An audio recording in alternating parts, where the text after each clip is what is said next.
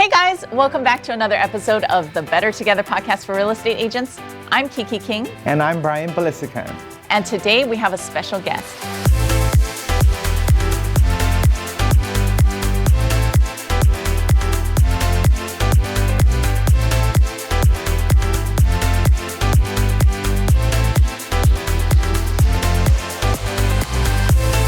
Today you're in for a treat. We are speaking with the president and CEO of Locations, Mr. Corbett Kalama. Welcome, Corbett, to the Better Together podcast. It's great having you here. Thank you for being here. No, aloha, Kiki. Aloha, Brian. I've watched in great awe, the work that you folks have been doing in the short time that I've been here. But even before coming here, I heard about the great things that you do. So glad to be a part of your team. Yeah, we heard great things about you coming to Locations. You have a great, extensive resume, but let's start off with your humble beginnings. That's a great story that I've heard about you, and many people don't know that you've come from humble beginnings. So let me just say first, I'm sitting here with you with great anxiety. No. It's when you talk about the humble beginnings, it's that to know what we don't know, to know that our ability to move through life is really contingent on how we treat people and how people have treated us. Growing up, I grew up in a family of 11. I have 5 brothers, 5 sisters, in a 900 square foot home. Wow. My mom was a hula teacher, part-time nurse. My dad was a jack of all trades, a plumber, terrific musician. But we lived in this little house, right? But we shared everything, we were very rich in that sense. We had the ocean. We lived right on Kailua Beach. We learned a lot from the kupuna in the place that I grew up. We had roughly about maybe 60 families, could be 70, I'm not sure, of every ethnicity. So we grew up at a time where you just saw everybody that was older than you as your aunties and uncles, and everybody else were your cousins, but the community really cared about each other. And so I grew up in that environment. So when people ask, you had a tough childhood? Not really. We fished for everything. We learned how to share community, how to fish, how to learn the different ethnic differences, but yet to respect them. So in our neighborhood, we had the Lampetoks, the Erdegellises, the Kims, the Silvas, the Granbergs, the Kalamas, the Mahoys, the Wongs, but we were all cousins in that sense. Until today, the richness of that diversity has allowed me to really be mindful of seeing people as people, and to best understand why Hawaii is such a special place. Wow, 11 children in one 900 square foot home. And I bet you guys all had your own responsibilities. So your leadership skills had started from when you were a child. Well, it was interesting. 5 brothers, 5 sisters, boy, girl, boy, girl, boy, girl. Wow. Same initials, C-A-K-K. English first name, Christian second name, Hawaiian third name, and then our last names. But we all grew up that way, recognizing too that we had responsibility for us. My parents just instilled that in us. So, I was 7 of the 11. So, of course, by the time I was 5, I was taking care of the ones beneath me and being responsible for it. So you grew up in that sense early about a sense of responsibility, but you're wealthy, you're welcome because of what was going on in the neighborhood that reflected that. We were one of the smaller families in our neighborhood. Wow. So there were families of 16, but till today, we cherish that time to come back. And it just provided, you learn how to care for your community. When, for example, when we go out and lay net with the community, the elders would sit there and talk to us about wind and tide and everything. So we got exposed to a lot of those different things of how important it was to preserve nature. We knew when we could fish for certain types of fish. We knew when we could pick lobster. We knew to respect the different areas that within the community that families had cared for a long time. Mm-hmm. And so it was something that degree of responsibility and to respect it really helped us grow. And then to be exposed to so many different ways of thinking of how people care for their community, but they bring their ethnicity, their uniqueness, to say, be proud of who you are, what you do, recognize, so we get invited to each other's parties, we get to eat different types of food, but we get to understand the customs and the relationships that exist. And so it was just very, very rich. As a child, my dad loved music. A very good musician. So I had a lot of the musicians that you would think of, that you read about, Uncle Gabby Pahinui, Charles Kell Davis, a bunch of people in our living room. Wow. And we would go to their homes and stuff. And so you get exposed to a lot of that. So we all got to train around music, chant, hula, and the whole bit. And so a lot of the folks that people talk about today, I was raised by them. One of my aunts, Auntie Paki, wrote the her version of the meaning to aloha, and you see it posted everywhere. And subsequent in the 80s, she had actually introduced it as aloha legislation, which is part of Hawaii law that allows judges and leaders in different community organizations to actually make decisions where the rules may call for a specific percentage. It doesn't necessarily hold true. And so there is an aloha legislation that exists, but the meaning behind that has been really meaningful, which we'll continue to share with the organization. It talks about kindness, working together as a group, trying to look for ways to reach consensus. The humility that you speak about, leadership is all about serving people. And then just a last word about ahonui, to be patient, and you eventually emerge victorious in your different objectives, but the objectives have to be that shared, and it has to embrace aspirations of individuals within the organization and to make sure that all of our values are aligned. So, but that's amazing. the background. That's what you get exposed to as a child. Yeah. So Right, yeah, and what people admire about you, Corbett, is you bring your cultural values, your leadership skills into your business careers. Can you tell us a little about your business my mother careers? at a very young age, she went to Sacred Arts Academy, but she had graduated as a hula teacher at a very, very young age, in her teens. But she recognized too that you got to have these ability to build a bridge between what you know and the communities that you're growing up in, right? And to be mindful of that, to be respectful of that, and to approach it from the standpoint that people are always trying to be their best, put their best effort forward. But within that context, my parents, in addition to a number of the mentors that I had growing up, Walter Dodd's one of them, my dad Charles and my mom Elizabeth, and my older brothers and sisters would always say, as we pursue our individual aspirations, we've got to make sure that the decisions that we make are going to be aware that they're going to impact people around you. And so you've got to choose a path that may not necessarily be the path that's best for you to achieve, or the shortest way to achieve your objective, but it's got to be a pathway that impacts everybody positively. And if there are others, then you've got to consider that as you move forward. So trying to pursue my individual aspirations, but yet at the same time keeping in mind that I live in a community. And so that's been the guidance that's been really helpful for me, no matter where I go to. So it causes me to get into a place, understand the history of a place, the people, the aspirations, the challenges, and to see how I can come in and complement that. And if through complementing that I can achieve my goals as an individual, terrific. If I don't, I've got to choose another path to get to my goals. But if I'm part of a community, the community comes first, and I'll be successful eventually. So when I come here to locations, it's been very obvious to me through the coaching and what's going on with our regional programs and how you folks recruit and how we recruit. I have to say that now. Not you folks, it's us.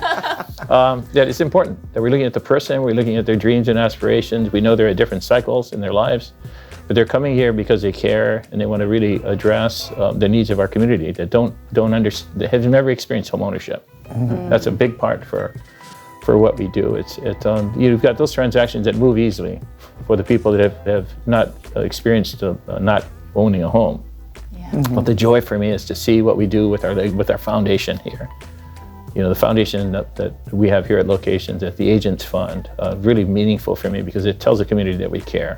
Mm-hmm. So we're involved. It's just really, really powerful for me. It's very motivational for me to see the enthusiasm and the participation that people come to those meetings with, and the way that they've engaged in the community. So, yeah. That's so wonderful. I mean, you have such a heart for the community, and even with all of your experience, it seems like you've always been a forerunner in trying to be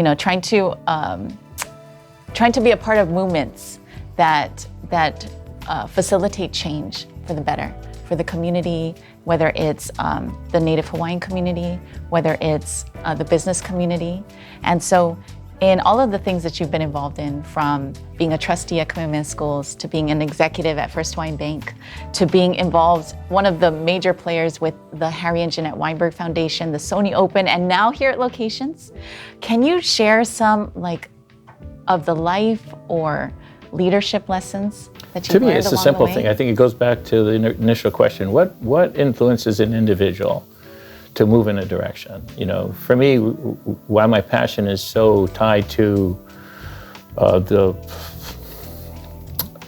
underprivileged of our community first is because, growing up the way we did, I know what it means to go hungry. I know what it means to struggle. I know what it means to listen to your parents trying to figure out how they're going to pay rent. right? And they do it in isolation because they don't want the kids to know that they're going through all this. They have all this anxiety and anguish, right? Because they don't want their children to worry about that. And so having experienced that, having experienced the jubilation associated with the food bank putting a box of groceries outside your door during the critical times, right? The Christmas times, Thanksgiving, and then to watch the relief on my parents' faces, to know that that was one thing that they didn't have to worry about. And to also understand that we weren't the only family that was that way. And to recognize the strength of those in the community that do things not because they have to, but because they choose to. That caring component was something that really carried all the way through. And when I look at Hawaii itself, when you look at Bernice Pauahi and Charles Reed Bishop, what they did with that, and you look at the Queen of the Kulani Trust, and you look at many of the great things that Hawaii Community Foundation now stewards for the different foundations and people in our great state that want to help the community, you know you live in a special place, and we know we've got to play a role in that.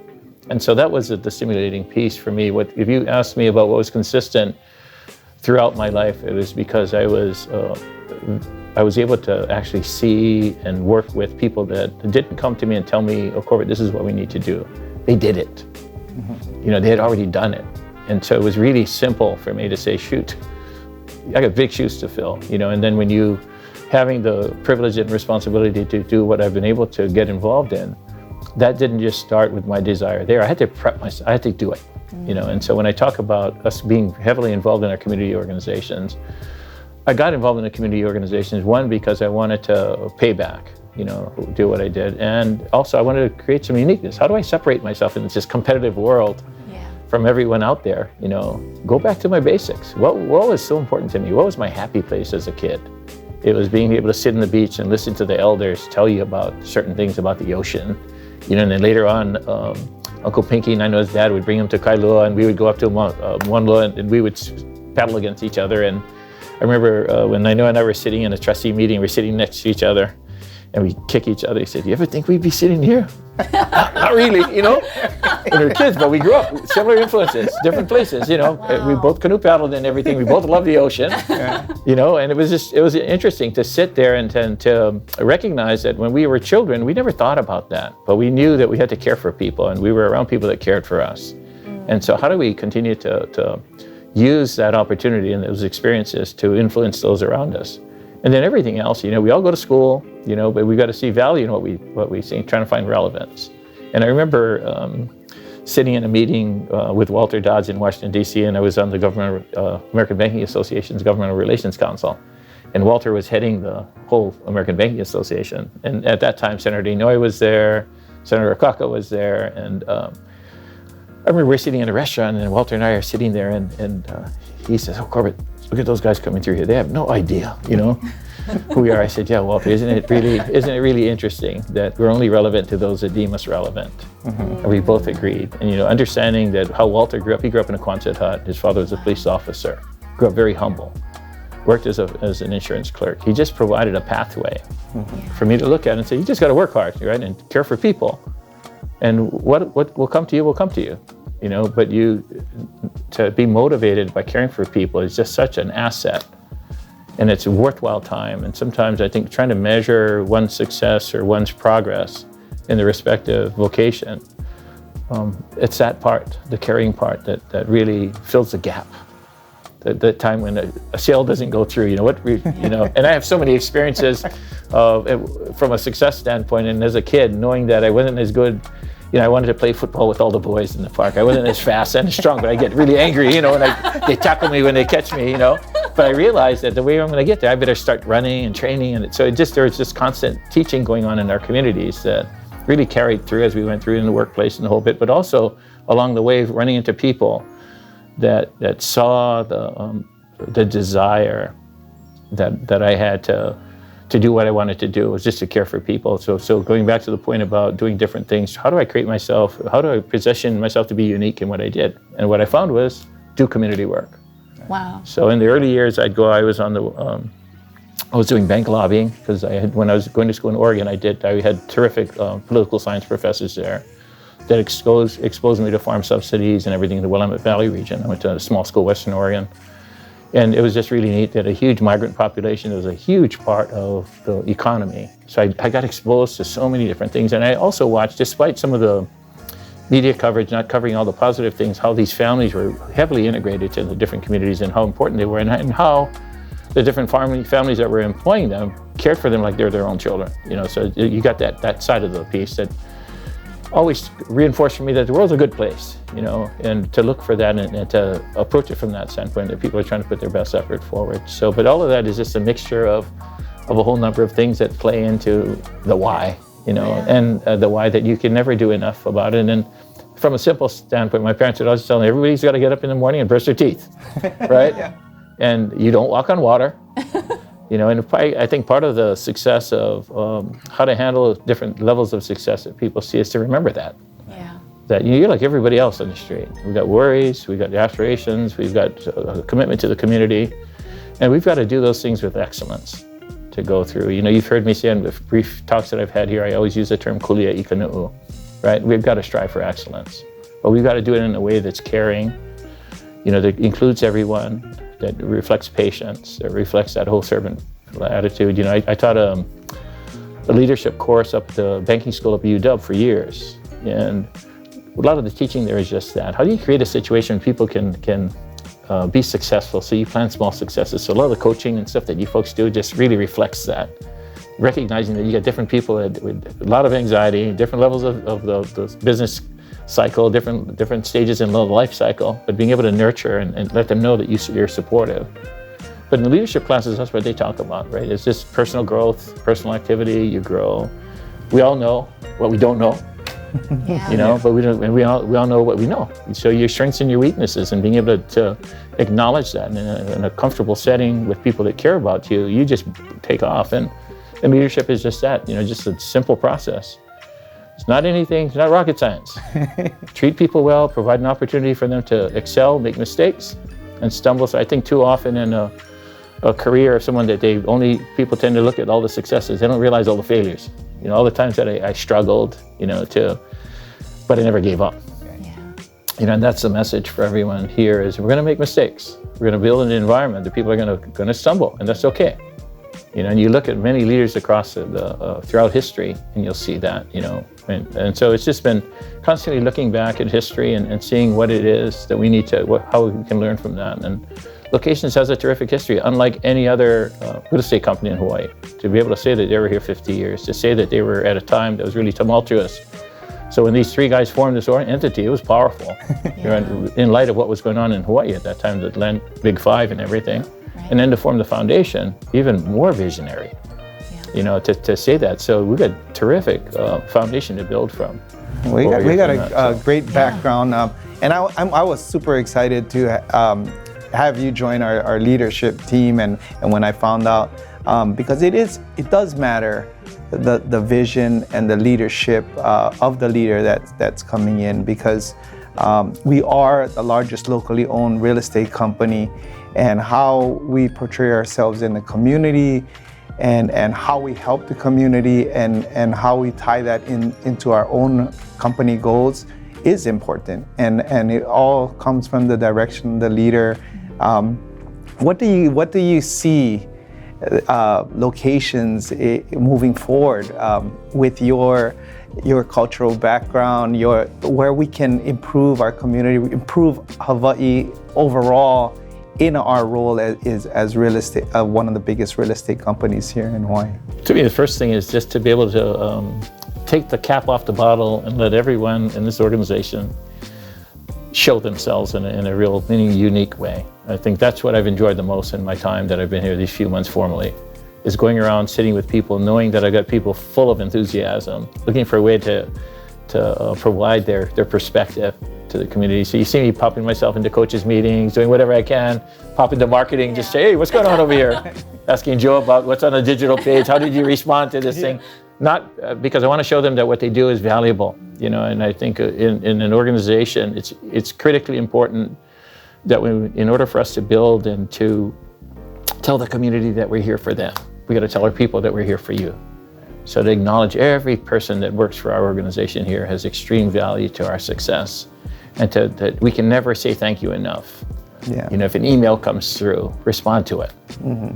Even if it's thanks for this, you know, question, you know, here we go. But they know that you see them, right? And that's a critical part of what we do here at locations. When we start looking, when you talk to me about the vision for it, we've got to take care of our people first. We've got to understand where they're coming from. We've got to provide an opportunity for them to have a venue and a platform to share their thoughts. There's just so much going on in the real estate industry now. The model that it was a few years ago is broken.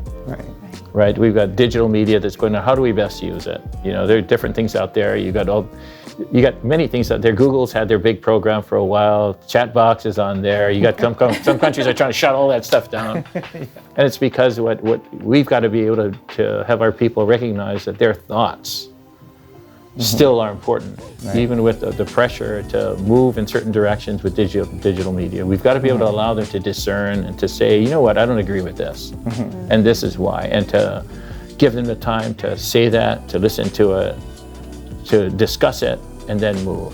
You know, we move together as a group. So when you ask me about the broader vision, our successes in really understanding and embracing some of the innovative things that we've always had the capability. JJ has a tranche of information that you'll see we'll get into it. He gets excited when we sit down and talk through. Because it's just a matter of providing the venue to extract it, to identify it's there. And my bank background allows me to do that, being familiar with all the census tracts, demographics, ethnicity background. I was the corporate trustee for Queen Leokalani Trust. So I got to manage part of the Queen's Trust on that. So what I did there was I did a lot of background work on that, and to really try and pull together the different groups out there that we can partner with. You know, so they're just huge opportunities for us to do it. But when I look at your big question about the vision for the organization, it's pretty simple. Right? Make sure our people are equipped. One, first thing, make sure that we share the same values. Second thing, make sure our people are equipped with the tools to help them be successful within the realm that they choose. And then sometimes, you know, we've got to give them some direction and support, but everybody's at a different stage in the business cycle. Everybody's at a different stage in the life cycle. We cannot have our real estate focus on buying and selling be the only component that we consider to be successful. We've got to look at the whole situation that we're in and the people and where they come from, and take advantage in a good way and acknowledge the different opportunities we have to have that different point of view in a room. And I think you folks do a great job at it. And that's what I enjoy, jumping into the Mark's training group or Fuge or listening to Neen's talk, you know, or Brian when you're in there. And I know when I walk into the group, everybody's like, attention. That's not my intent. My intent is to, hey, I'm here. I want to learn, you know? I love when you pop in. You know, I've been in meetings, you've been popping in. You know what you bring? You're refreshing. Because being in a company for 50-something years, you start to get repetitive, and you know one way. And you think that's the best way because we were the #1 innovative company, always thinking forward. But it's refreshing that you bring a new set of eyes with cultural background, with banking background, looking at where we can improve and adding to what we have, and you know. That's a value that in itself for you being in our leadership. So we definitely appreciate, you know, all your input and feedback. And you know, you're 100% right. Take care of your employees, take care of your staff, and they will take care of your clients and all the buyers and sellers for us. Yeah. Absolutely. And I have one more question for you. And I have more responses to that. Oh, okay. Go ahead. Okay. No, I was just thinking, as you folks were thinking, and if we go through, you know, one of the things that's been missing, we talk about the cultural part of it. It's more than when someone buys a home, right? For many families, that's a first time. And so to look at the opportunity that we have to educate a first-time home buyer, not only to get them into that home, but to also provide them with that vision too, that what they're doing is you're impacting them generationally, especially that first-time home buyer, because it doesn't end there. In our role is to go ahead and help them understand, see the future, right? And if they manage this asset, which is going to be, for many people, that's the largest asset they'll ever have, is their home. And home ownership builds wealth with proper management, right? And to tell them the stories about many families that you've helped before. And for generations now, you can see how they've used the equity in their homes to get their kids through education, to address other issues because of proper management of that, and to recognize that you do have a generational impact. For me, for example, myself going back to my life, and I was the first one from my family to go to college, out of the whole Kalama clan. Nobody went to college, but it was a big deal. And so my sophomore year, when I was going up through high school, I thought I was a hot shot, You're at that age, you're invincible, but you're really not. You go home and your other siblings are telling you, yeah, you're not that, But the reality of it was when the time came for me to go to school, I wanted to go to school. Everybody was going to school. And so my family had no experience of that. So I remember applying at the University of Hawaii, and everybody was applying in different places. And the Pacific Northwest had a lot of small schools that everybody was applying to. So everybody applied, and all the coaches were coming down from Linfield and Pacific, and everybody talking to. But it was a topic to talk about in high school, at Carmel High School. So I stuck my applications in, and it was simple things. Seeing a person walk around on the campus with this braid on. I want to ask one of my friends, what is that? He said, that's National Honor Society. I said, how do you get into that thing? Because there's another thing about how do you create uniqueness, right? So they said, well, what? I said, they told me you got to take these classes. I took trig and algebra and all that stuff, and then I went in there and had to get my grades up, and I got to wear the braid, right? So it was a big deal, for me. But you don't know, right? Because you never experienced. In my neighborhood, nobody was in the National Honor Society. But to go to that, and then the time came to college, and I was applying, and I remember sitting with my parents who had never had an experience with that, so they couldn't even help me fill out the application. So I was debating whether or not I was going to go part-time or full-time. I had no idea. They didn't help you with the FAFSA? Oh, never. No, in those days, no. I did that stuff. I had to go figure it out as a kid. And so, the counseling wasn't as deep as it is now in the opportunities. So it was really interesting, that part. And then what happened was a group of us all applied to this one school. It was called OC at that time. And I think of the 13 folks that applied to the Pacific Northwest, I think only 2 of us went to school. One went to Puget Sound, and I went to Western, and I had no idea, what I was going to say. I filled out all the forms, and I got accepted. And it was a big deal for my family. I went to college, right? And that was only I had flown on a plane once before. Or twice, rather. I flew to Kauai when I was in 7th grade, and for a canoe race. And then next time was to fly to the mainland. First time ever. And lucky my friend's parents lived there, so they picked me up. But I took everything that I owned in a suitcase, and I had $35. That was it. When I went to college, and I was going there. That's a lot of money back then. But I was staying in a dorm, right? So the dorm, they fed you and everything, but that was it. Wow. But I had no reference point. And, and my family didn't have a financial means to really help, but they're excited. Everybody was excited I was going to go to college. And then, so you go to Oregon. When I went there to high school to play football, it was terrific. It was sunny and everything when we played. Nobody told me it rained, So I remember I did well. My first year I got through, I had really, I made the honor roll. I had tough grades, but it's your competitive nature. You want to do well, right? Right. And then the second year, sophomore year, it started raining. I said, I want to come home. I'm homesick. So that's when one of my older brothers, who didn't get to go to school, he should have. He had got married really young. He sent me, I told him I need help, send me some money to fly home. So I get no response from my family, of course. And then my brother sends me this collage, a piece of wood with pictures on it. One was a picture of Stonehenge, another picture of seagulls flying in the clouds, another picture of the Parthenon, the Acropolis. And then in the center it had and then there was a child climbing up sand, a baby trying to climb up sand. But in the center of it, as a saying, let anyone who quits striving for excellence move over for those who will not. And so, it was emotional, but it caused me to think about my brother. And then I realized, it's not my dreams anymore. It's my family's dreams. And subsequent to that, so I finished school in 3 years, that whole bit. But what's happening in my family, all of my kids, all 4 of them have gone to college and graduated. My brother's kids have gone to college and graduated, but it just only took one. And the other part too, growing up in the environment that we did, with my parents not owning a home, that was a big goal for all of my brothers and sisters, own homes, And so it doesn't take, it's that stimulus that you folks bring, that the agents bring, and to have our agents embrace the fact that this is their role. It goes far beyond so when you talk about vision, that's a vision. Right. The kuleana that we have to having that generational impact. And I guess there was no other organization that I wanted to be at other than this one. Wow. Because they had already evidenced that that's what they were. They've done it, like I said. You look to see people, what they do, what an entity's done, and then, so that's what, when you talk about vision, it's that kind of thing, because it's the basic foundational pieces that everybody's going to bring their uniqueness, everybody's going to bring their desire to be successful. But to set a standard here to be excellent, the excellence has to manifest itself through making sure that we've got a combination of all these different responsibilities that we have to serving other people, to be the foundation from which we're going to fall back on. When we're having a difficult time, this is why we're doing it. One of the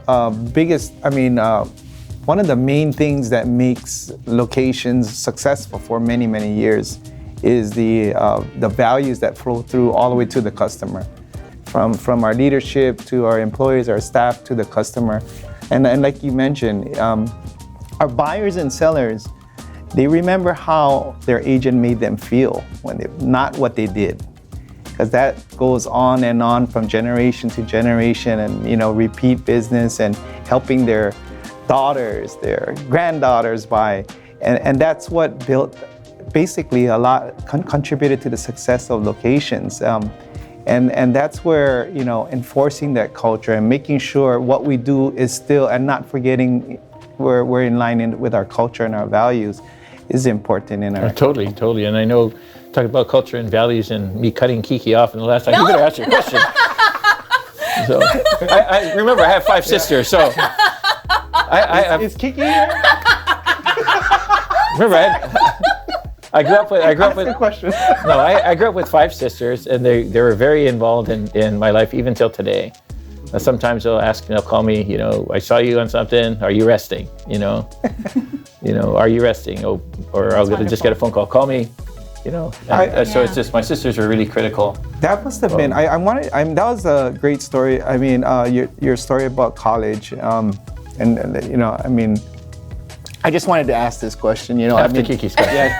Go ahead. No, with the college thing, with you not giving up and wanting to give up, but still know that you have a lot of people. You're the first one going to college, and I kind of can resonate with that, because I felt that same way with my family. Like, you have so many people counting on you, and then you come to a point, you realize it's not all about you.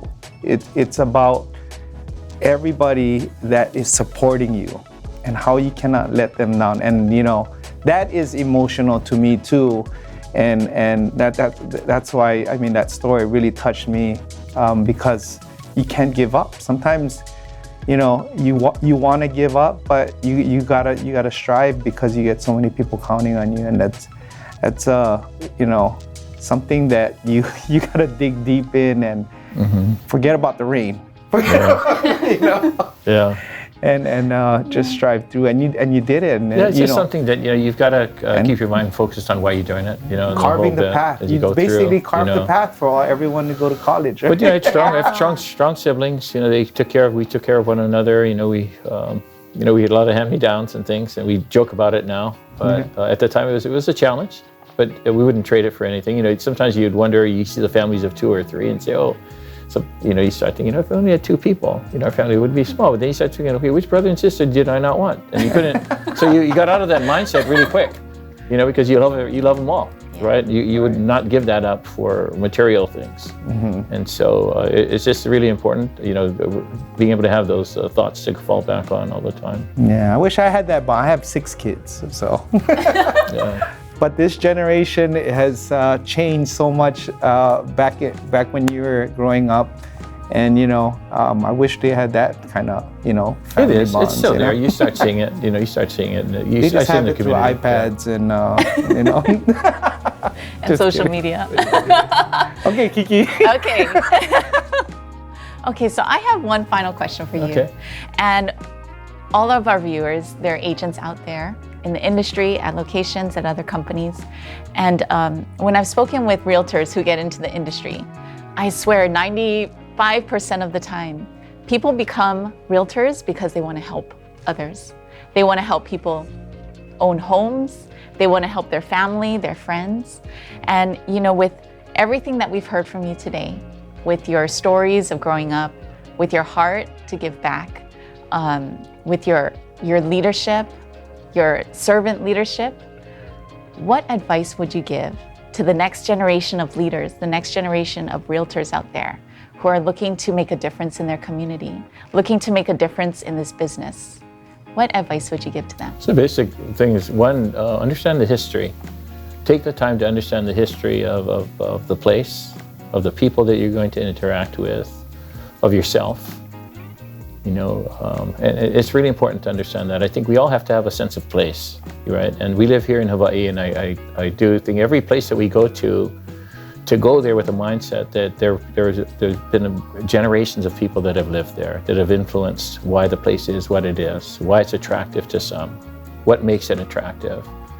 And not to go in there with some preconceived notion, but to really go in there to understand. And what that means is you need to be patient.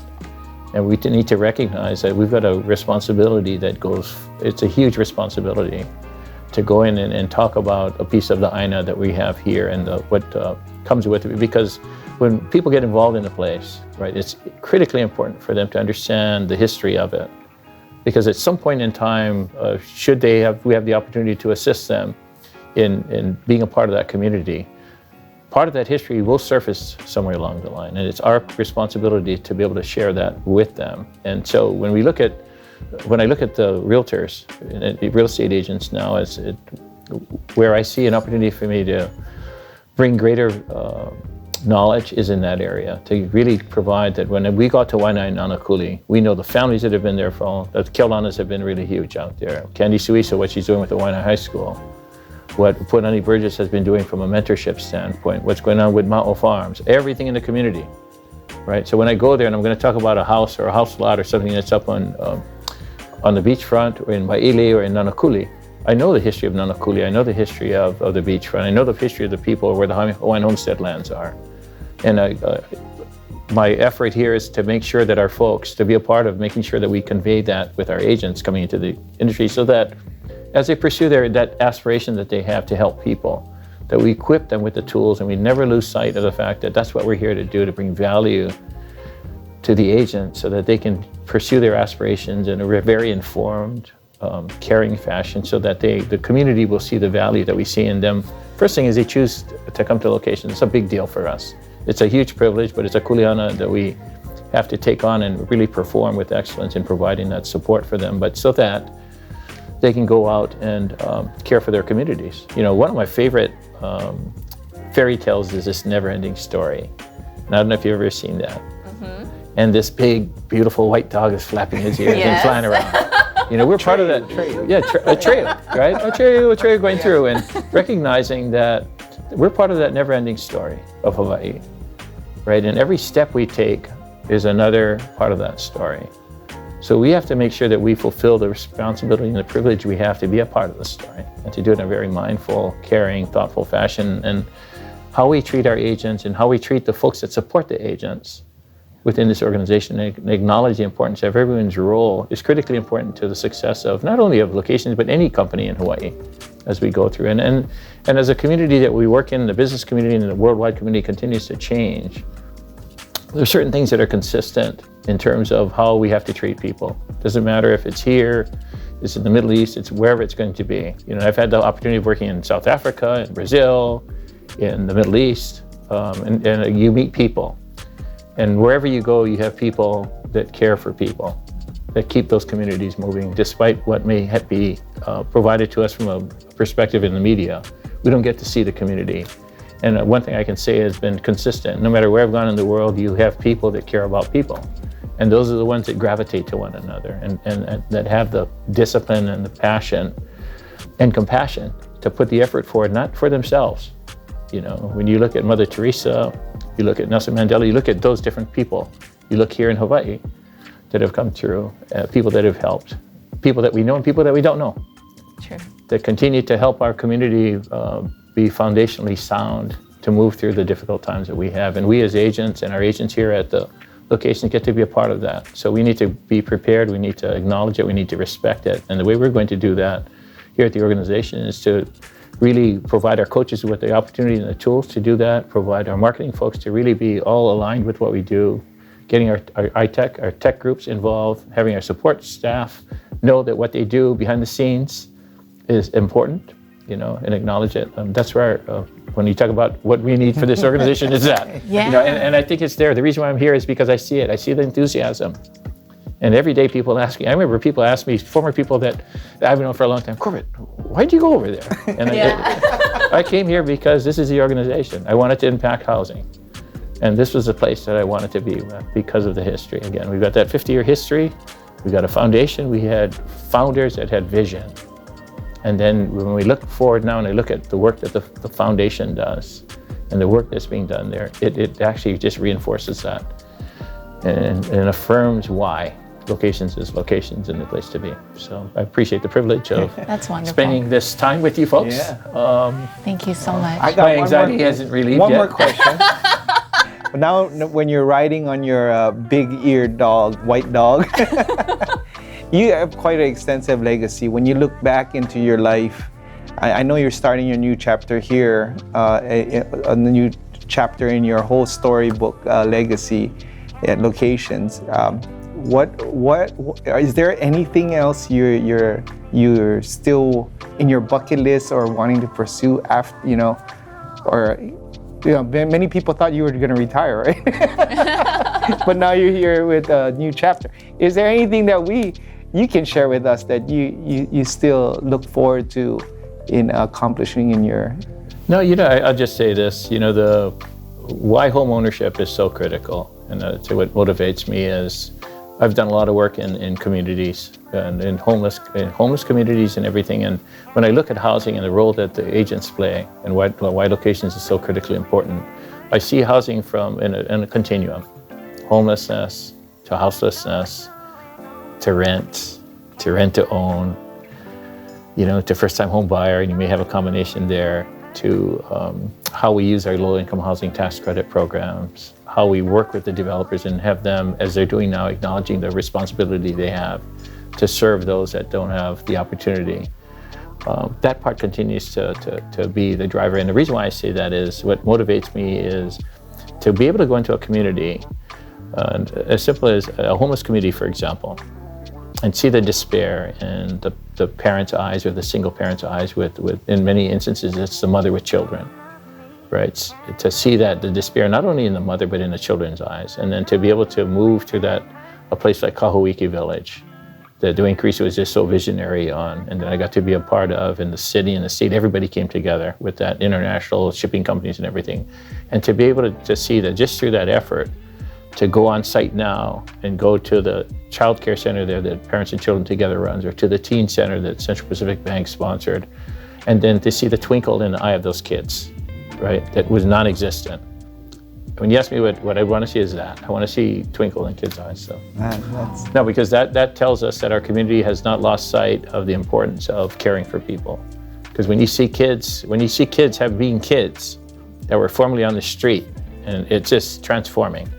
And their projects, their examples within our community involving our mayors, the governors, everybody got together, the private sector, the unions, and that's how Kahawiki came up. But it took a person like Dwayne Creasy to have the vision, right, and to get people to believe and to see that we all have this kuleana to serve. But it's a twinkle in kids' eyes, to have those twinkles turn in. When I come into the coach's room over there, sometimes when they're coaching, I try to look for the twinkle in the agent's eyes, right? Because they're coming in, and that's what you folks cause. You guys cause them to know that I can. Yeah. I can do that. And that's what that big floppy dog, trail flying around, that's what that reminds me of. Oh, that'd be awesome. That's our never-ending story. So I get to be a part of it. So yeah, it's that. I love that. I love that. Not a lot of people can make me speechless, but but this interview has me feeling a little emotional. I love how you really embody the connection that Locations strives to have with our community and with our agents, with our staff, and with everyone that we call Ohana. Yeah. So thank you so much for being here. Thank you. Today. Thanks for the opportunity to be a part of your team. It's exciting. It's an exciting time. Every day is a new day. It's like Christmas over here for me. Best day of the year. but it's been good. It's been really good. I think what continues to motivate me is the enthusiasm, the real commitment that people have here. That's reflected everywhere, from going up to the reception desk in the morning, how they greet people, talking to even the guys downstairs that do work for Side Street and Mark and the gang, and how cordial they are with the people that come through and with people that are there. It's really neat to our people working at the desk for Elite. The respect that we show to each other. We come in, I see people going over to talk to the ladies that are down there. Those things are real. I look for the little things. The little things really are foundational to us, and the people here at Locations exhibit that every day. And so that's my motivation, every day. What's new today? I'll go home with my wife, Sandy, that I've been married to 40 some odd years now. You know, she's been my best friend for a long time. I met her when she was 17, I was 18. She's still looking for the diamond in the rough, you know, over here. But she asked me every day, you know, how was it? I said, terrific. Yesterday was terrific, you know. You're not talking in your sleep anymore. No. Last night she did. She told me, she said, you know, you're talking to your sleep again. Talking to your sleep again. You know, when I first came here, that was a big deal. You know, you're talking to your sleep again. So I said it was work, and it was actually an organizational dream. It was pretty neat. She said, "You're talking to your sleep." I said, "She said you're talking to your sleep again." And I said, "So did it make sense?" She said, "No, it's just a bunch of mumbling." But I said, "Yeah, it was an organizational dream." Did you take notes? Oh, wonderful. No, it was good. It's good. So yeah, no, it's good. I tell my wife, if I'm talking in my sleep, take notes. So.